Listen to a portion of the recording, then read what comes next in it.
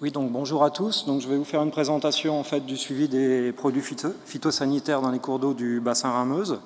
Donc ça se limite uniquement au bassin du Rhin et de la Meuse, mais c'est extrapolable en fait à l'ensemble du nord de la France, notamment du bassin parisien où nous avons les mêmes problématiques. Alors, c'est là. Tout d'abord, un rapide historique de la surveillance des cours d'eau. Il faut savoir que c'est quelque chose qui est très récent. En 2000, on ne suivait que 34 points sur 41 substances pour 9200 analyses annuelles seulement. Et on a eu une augmentation quasiment exponentielle du suivi, notamment à partir de 2003, et de la mise en place des réseaux issus de la directive 4 sur l'eau, pour arriver en 2015 à un réseau pérenne d'à peu près 470 points, pour 325 substances suivies et en gros entre 800 000 et 1 million d'analyses annuelles. Donc pour une toute petite partie de la France, puisqu'on est seulement en gros sur les anciennes régions Lorraine et Alsace. Alors les points de suivi sont répartis globalement dans tout le bassin. Statistiquement, en fait, on a un point, on n'est jamais éloigné de plus de 8 km d'un point de suivi. Par contre, ils ne sont pas répartis de manière homogène sur le territoire. Les points sont répartis en fait en fonction des pressions agricoles notamment, mais aussi urbaines, et puis aussi de la typologie et du gabarit des cours d'eau. On essaye de suivre tous les types de cours d'eau rencontrés dans le bassin. Pour évaluer maintenant, pour synthétiser les résultats et évaluer l'état, on applique deux approches qui ont été initiées par la directive 4 sur l'eau. Premièrement, un état chimique, où là, il s'agit d'évaluer l'état des eaux vis-à-vis d'une liste européenne de substances dangereuses, associées soit à un objectif de réduction, soit carrément à une suppression des usages. Donc là, vraiment, ce suivi, il porte le nom d'état chimique, mais ce n'est pas vraiment un état chimique. C'est vraiment une liste de substances à enjeu très particulier. C'est pour ça qu'à côté de cet état chimique, on fait un état écologique, qui lui est là pour évaluer le bon fonctionnement écologique des cours d'eau, vérifier qu'un cours d'eau est peu éloigné de ses conditions de référence, c'est-à-dire qu'en fait il est peu impacté par l'activité humaine. Et pour évaluer cet état écologique, on prend aussi en compte de nombreuses substances chimiques avec des seuils qui sont fixés vis-à-vis de la toxicité pour la faune et la flore aquatique, c'est-à-dire qu'en fonction des substances, on a des seuils qui peuvent être très différentes. Par exemple, le glyphosate a un seuil à 28 microgrammes litre, quand le méthazachlore, lui, a un seuil à 19 nanogrammes litre cette fois. Donc on est dans des rapports de 1 à 1000, voire plus. Les pesticides pris en compte, jusqu'à 2016, il y en avait très peu. Dans l'état chimique, vous les avez ici à gauche. La plupart sont des substances interdites. Vous les voyez, elles sont en rouge. Il n'y a guère que le chlorpyrifos qui n'était pas encore interdit dans l'état chimique. Et sur l'état écologique, là, on est sur des substances autorisées, mais vous voyez, avant 2016, chlortoluron, oxadiazon, ligneron, 2,4-D, 2,4-MCPA, ce n'est pas forcément les principales préoccupations qu'on a en France vis-à-vis des pesticides. C'est pour ça que ces listes ont été révisées à partir de 2016. Et maintenant, on a quelque chose qui est beaucoup plus représentatif des enjeux, c'est-à-dire qu'on a intégré de nouvelles substances, le méthazachlore, par exemple, aminotriazole, nicosulfuron, le glyphosate et l'AMPA, diflufénicanil, imidaclopride, etc., boscalide, métaldéhyde, pendiméthaline. Donc vous voyez, ça, ce sont des substances dont on entend beaucoup plus parler, qui font beaucoup plus l'actualité. Et maintenant, on est capable d'évaluer l'état des eaux vis-à-vis des pesticides beaucoup plus correctement qu'on le faisait par le passé. Et donc en termes de résultats, donc ça c'est tout nouveau, puisque ça a été mis en place réglementairement début 2016. Et donc en termes de résultats, maintenant ça nous donne à peu près 31% des cours d'eau déclassés par les pesticides, ce qui est plus conforme à l'image réelle que ce qu'on avait par le passé, où on devait être à 4-5% seulement, avec comme substance déclassante principalement le méthazachlore, notamment lié à sa norme de qualité environnementale, je vous l'ai dit, qui est très très basse, à 19 nanogrammes litre, mais aussi l'isoproturon et diflufénicanil, qui sont les substances les plus déclassantes. Ce qui est intéressant aussi, c'est que on voit que c'est des substances qu'on connaît bien, ça semble bien refléter la réalité. Par contre, je vous l'ai dit tout à l'heure, je ne sais pas si vous en rappelez, mais sur l'état écologique, en gros, maintenant, on a 40 substances au grand maximum, et on sait qu'on est encore loin du compte, puisqu'on en a plus de 300 qui sont utilisées et vendues régulièrement. C'est pour ça que sur notre bassin, on est en train de mettre en place un autre indicateur du même type, mais qui va prendre en compte tout un tas de substances pour lesquelles on n'a pas encore de normes de qualité environnementale. Une norme de qualité environnementale, c'est quelque chose qui est réglementaire, qui est très long à mettre en œuvre. Et finalement, avant qu'une norme soit définie, on a déjà, dans la littérature scientifique, des données. On a notamment l'INERIS qui compulse toutes les publications et produit des valeurs guides environnementales, c'est-à-dire des valeurs limites à partir desquelles on considère, enfin au-delà desquelles on considère qu'il peut y avoir un risque vis-à-vis de la faune et la flore aquatique. Ou à défaut, on a toujours une PNEC, une concentration sans effet prévisible, qui est établie lors de l'autorisation de mise sur le marché de la molécule. Donc en se basant sur ces seuils, ça nous permet cette fois de prendre en compte 352 substances et vraiment là de balayer en fait l'ensemble des substances existantes. Et en appliquant cette méthode, ça nous donne une image de ce type. Donc sur 396 sites évalués avec cette méthode entre 2014 et 2016, on en a seulement 6 dans notre bassin sans aucun pesticide quantifié. Donc là, clairement, on est sur 6 stations qui sont situées essentiellement dans les Vosges, dans des zones où on n'a que de la forêt et personne, aucune activité humaine. Donc ça veut dire que dès lors qu'on a un peu d'activité humaine, on voit systématiquement, on détecte des pesticides. Fort heureusement, sur 393 sites, on a 227 sites où on a détecté des pesticides, mais à des valeurs faibles, voire très faibles. Donc a priori sans impact sur l'environnement.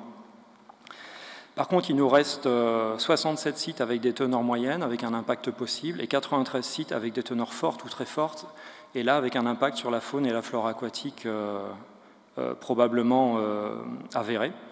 Pour ceux qui connaissent la région, la carte n'est pas surprenante. Hein, vous pouvez voir donc, dans la région de Strasbourg, dans les zones de production du maïs, beaucoup de points avec des concentrations fortes. Et même chose dans tout le sillon mosellan, toute la zone lorraine de production de céréales, des zones de concentration assez fortes. Alors, quelles sont les substances qui nous posent le plus de problèmes? Je vous l'ai dit tout à l'heure, c'est le métazachlore, donc essentiellement dans ces zones d'usage principal où on a de la céréale, donc en Lorraine, beaucoup moins en Alsace où il est peu étudié. Il est peu utilisé, pardon. Par contre, sur le métazachlore, donc je vous ai mis ici en bas le graphique des ventes, l'évolution des ventes, on voit qu'on a quand même ces dernières années une baisse des ventes, donc on peut espérer dans le futur une limitation des impacts sur la qualité des eaux, en espérant que les ventes ne repartent pas à la hausse. Donc là, vous avez les ventes de 2008 à 2016. Le S-métolachlore, donc là, une problématique plutôt maïs, donc dans les zones de production du maïs en Alsace, et dans les zones de production de maïs en ensilage, les zones d'élevage aussi plutôt en Lorraine cette fois, avec 12% de points en mauvais état sur la période 2014-2016. Des ventes qui sont elles aussi en très légère baisse de 2014 à 2007, mais suite à des hausses très importantes sur la période précédente. On est quand même sur des ventes, là, des volumes de vente de l'ordre de 120 tonnes par an, donc uniquement dans le bassin Rameuse, hein, qui est un petit bassin, on fait 33 000 km². Je n'ai pas les valeurs de surface agricole, mais on n'est pas sur des valeurs énormes. Autre substance qui nous préoccupe, le difluphénicanil, qui lui a une norme de qualité environnementale qui est très faible, à 0,01 microgramme litre. Et surtout, elle nous préoccupe puisque les ventes de cette substance augmentent très fortement sur la période récente. Donc vous voyez le graphique en bas. Une autre molécule souvent associée au difluphénicanil, puisqu'elles sont souvent vendues en préparation associée, le fluphénacet, donc avec un usage récent, a priori, d'après les infos que j'ai eues, renforcé par l'interdiction de l'isoproturon. Ça, vous pourrez me dire, je suppose, si je dis des bêtises. On n'a pas de norme de qualité environnementale sur cette substance, mais l'INERIS a récemment publié une valeur guide fixée à 0,04 microgrammes litre, donc assez basse. Et des ventes là en très forte hausse qui ont vraiment explosé entre 2013 et 2016 où on fait au moins du x2. J'aurais pu aussi ajouter l'imidaclopride ou d'autres substances qu'on voit de plus en plus fréquemment, mais bon, a priori encore à des concentrations assez basses. Après, ce qui est intéressant, c'est aussi de raisonner en tendance, et là, ça devient très difficile. Hein. Je vous l'ai dit tout à l'heure, les réseaux sont relativement récents. Et puis la surveillance évolue tout le temps, notamment les normes, les seuils de quantification des laboratoires qui évoluent. Par contre, ce qu'on peut voir, c'est, là je vous ai mis un graphique où j'ai mis toutes les molécules les plus fréquemment quantifiées en 2009 en Lorraine. En fait, la fréquence de quantification est fonction de la taille du cercle. Et donc ce qui est intéressant, c'est de regarder tous les cercles en rouge. Ce sont des substances qui ont été interdites depuis. Donc duron, aminotriazole, carbendazime, acétochlore, l'atrazine et ses métabolites. Bon, ça c'était antérieur. Et puis beaucoup plus récemment, l'isoproturon. Donc ça montre aussi qu'on a un système en Europe et en France d'interdiction qui fonctionne bien. On cible bien les principales molécules à problème. Si je vous avais montré le même graphique, par exemple, sur les problématiques en eau souterraine en 2000, toutes les molécules qui posaient problème en 2000 en eau souterraine sont interdites, à une seule exception, le chlortoluron, dont l'usage a été fortement encadré entre 2000 et 2007. Après, il reste des substances qui ne sont pas interdites, comme le glyphosate, le 2,4-D ou l'AMPA, mais ce sont des substances qui ont des normes de qualité environnementale très élevées. Donc, même si on les retrouve très fréquemment, on reste quand même dans les clous vis-à-vis des seuils de qualité vis-à-vis de la faune et de la flore aquatique. Par contre, le souci, c'est que quand on interdit une molécule, ce qui se passe, c'est que ce n'est pas qu'on a une diminution des usages. En général, on observe plutôt une stratégie de substitution. Ça, moi, je l'illustrerai bien avec le graphique des ventes. Ces 10 dernières années, on a interdit énormément de substances très fortement utilisées. L'isoproturon, qui vient d'être interdit, on l'avait vendu à 160 tonnes en 2015 dans le bassin. Et vous voyez ici que les ventes restent très stables. Donc là, j'ai filtré le graphique sur toutes les substances toxiques pour l'environnement et toxiques pour l'homme. En usage agricole, on ne voit aucune baisse notable des ventes, bon, même si on a au moins réussi à stabiliser les ventes sur la période récente. Par contre, on a vu de fortes baisses des ventes sur les produits autorisés en jardinerie, avec des ventes qui ont baissé de moins 45% de 2012 à 2016.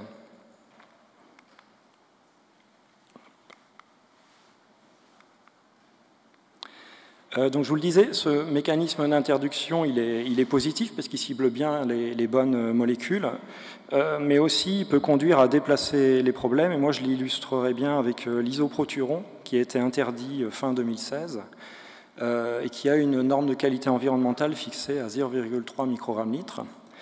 Et en fait, on se rend compte qu'il est remplacé par le fluphénacet, qui, lui, n'a pas encore de norme de qualité environnementale, mais une valeur guide à 0,04 microgrammes litre, donc soit quasiment 10 fois plus basse que l'isoproturon, avec des ventes, je vous le disais tout à l'heure, qui ont explosé avec plus 145% en 3 ans.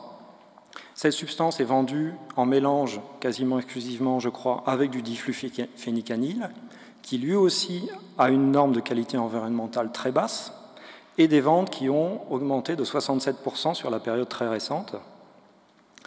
Et en même temps qu'on interdit l'isoproturon, on a vu des ventes du chlortoluron multipliées par 2 entre 2015 et 2016, alors qu'on voyait des ventes chuter, les ventes du chlortoluron chuter très fortement depuis 7 ou 8 ans. Donc le risque aussi, c'est de déplacer un problème.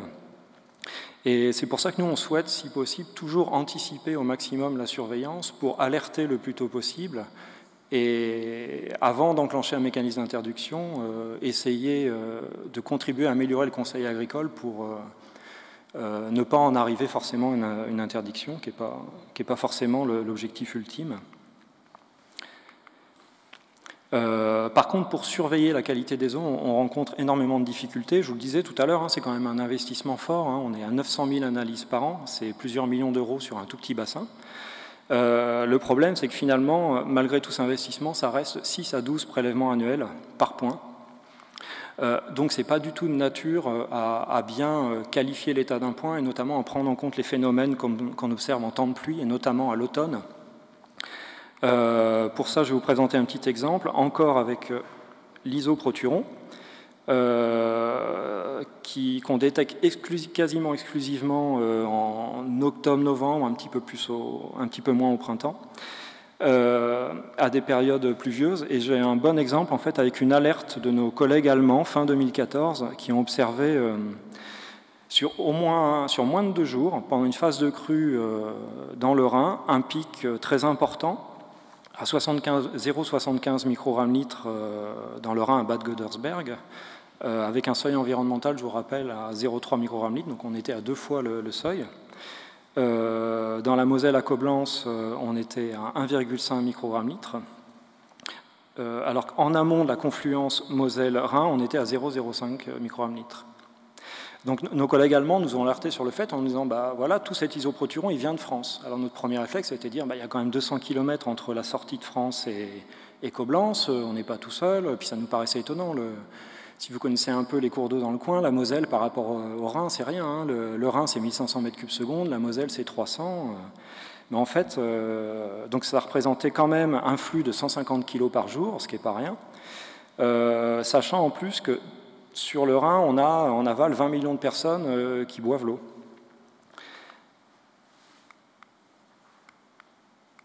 Non, j'arrive pas là. Voilà. Mais il s'est avéré, en fait, donc du coup, nous, on a regardé nos données. On a bien vu un pic de crue dans la Moselle le jour où on a eu les problèmes, enfin 3 jours avant qu'on ait vu des problèmes dans le Rhin en Allemagne, c'est le pic que vous voyez là. Par contre, le problème, c'est que nous, on a mesuré 15 jours avant ce pic et 15 jours après. C'est les 2 points rouges que vous voyez là. Et ce qu'on a mesuré, en gros, ça faisait des flux de 5 kg jour. Donc, ce qui n'a rien à voir avec le flux de 150 kg jour qu'on avait pu voir auparavant. Donc, nous, on n'a pas pu confirmer à l'époque directement que le pic vu à Coblence venait de chez nous. Par contre, en fouillant un peu plus, on a pu aller remonter dans le temps. On a quand même 13 000 analyses d'isoproturon qu'on avait sur étagère, sur 400 points de suivi entre 2008 et 2013. On a exploité ça et effectivement, on a retrouvé en sortie du territoire français dans la Moselle, 2 ans auparavant, même pas 1 an auparavant, en 2010, à la même époque à Sierck, un pic associé à un pic de crue, donc un pic à 2,5 microgrammes-litre, pour un flux évalué à 105 kg jour. Donc vous voyez, on avait 150 dans le Rhin, 105, donc effectivement, on a confirmé que l'hypothèse des Allemands était correcte et que s'il y avait des soucis, ça venait probablement de France.